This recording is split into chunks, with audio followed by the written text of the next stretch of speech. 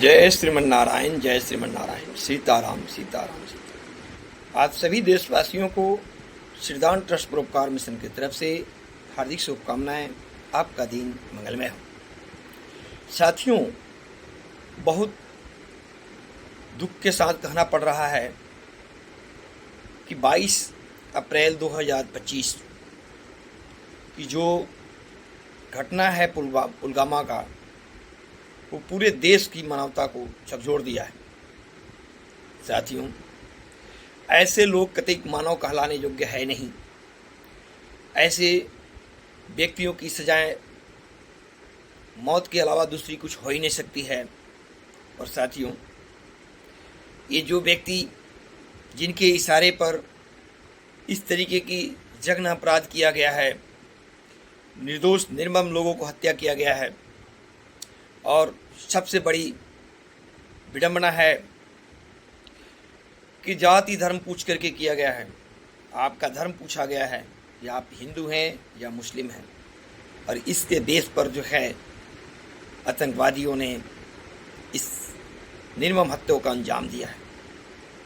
साथियों, कहने के लिए इस वर्ड पर कोई शब्द नहीं है, इस घटना के ऊपर कोई शब्द नहीं है। जितनी भी निंदा किया जाए वो कम पड़ेगा।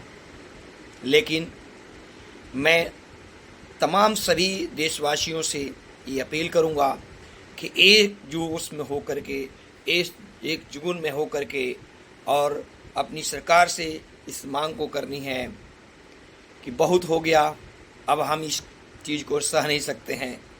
माननीय रक्षा मंत्री, माननीय प्रधानमंत्री, माननीय गृह मंत्री जी से मेरी निवेदन है कि अब जो है परीक्षा की घड़ी है। प्रभु श्री राम ने भी बहुत अन्य बिन्य जो है समुद्र देव को किया था। अंत में उन्होंने क्या किया था? धनुष बाण उठाया और हमेशा हमेशा के लिए खत्म करने के लिए जब तैयार हुए, क्योंकि सच के साथ विनती करने से सच सुन नहीं सकता है। ठीक उसी प्रकार से पाकिस्तान जो है वो एक महासठ है। सठों के साथ जो विनती करेंगे तो उसका कोई भी प्रभाव नहीं पड़ता है। अतः मैं देश के प्रधानमंत्री, गृह मंत्री एवं रक्षा मंत्री से अनुरोध करूंगा कि टूट पड़े 140 करोड़ की ताकत उनको जो है दिखा दिया जाए। 140 करोड़ की ताकत क्या होती है? एक सबल व्यक्ति यदि वो कुछ नहीं बोल रहा है, किसी चीज़ों को जो है सह ले पा रहा है, इसका मतलब वो निर्बल नहीं होता है। और इस घड़ी में यही पहचान देनी पाकिस्तान को बाकी रह गया। जो भी गतिविधियां हो रही है पाकिस्तान के प्रति वो कम है, और एक बार आर पार की लड़ाई अपनी सरकार को लड़नी चाहिए। पूरी देश के लोग सरकार के साथ खड़ा है। हर देश का नागरिक सिपाही है। जैसे सरकार का आदेश होगा, हर नागरिक उसको पालन करने के लिए तैयार रहे। मुझे उन मारे गए निर्दोष निर्मम परिवार वालों के प्रति हमारी संवेदनाएं हैं। मैं संवेदनाएं व्यक्त कर रहा हूं। दिल बहुत दुखी है। वो भी हमारे देश के नागरिक हैं, हमारे भाई हैं, जिन्होंने अपनी प्राणों को न्यौछावर किया है। इस दुख की घड़ी में पूरे मानवता, पूरे विश्व की मानवता उनके साथ खड़ी है। हम यही कहेंगे कि इस तरीके की घटना को नज़रअंदाज कभी भी किसी भी राष्ट्र या अध्यक्ष को नहीं करनी चाहिए। और इसकी बदला, प्रतिशोध की बदला इस समय, इस घड़ी, इस तरीके के लोगों के लिए प्रतिशोध से ही होनी चाहिए। सठ्य साठ्यम समाचरित। जो व्यक्ति जैसा व्यवहार करता है उसके साथ वैसा व्यवहार करने में कतई किसी भी प्रकार की कोई भी गलतियां नहीं हैं।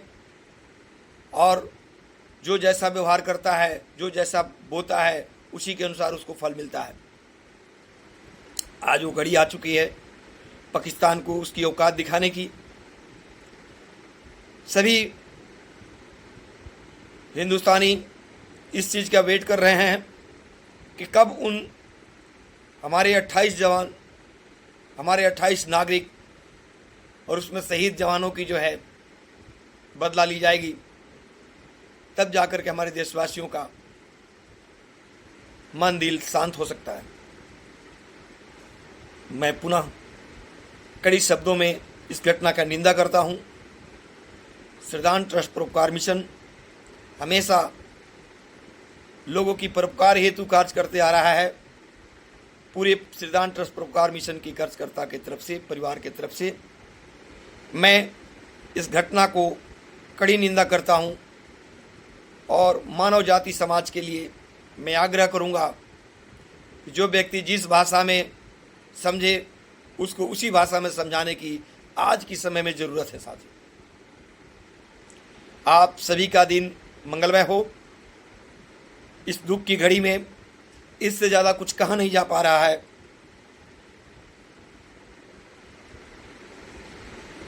पाकिस्तान मुर्दाबाद,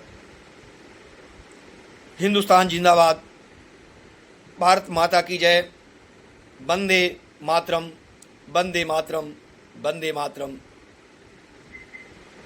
धन्यवाद साथियों, धन्यवाद। आपका दिन मंगलमय।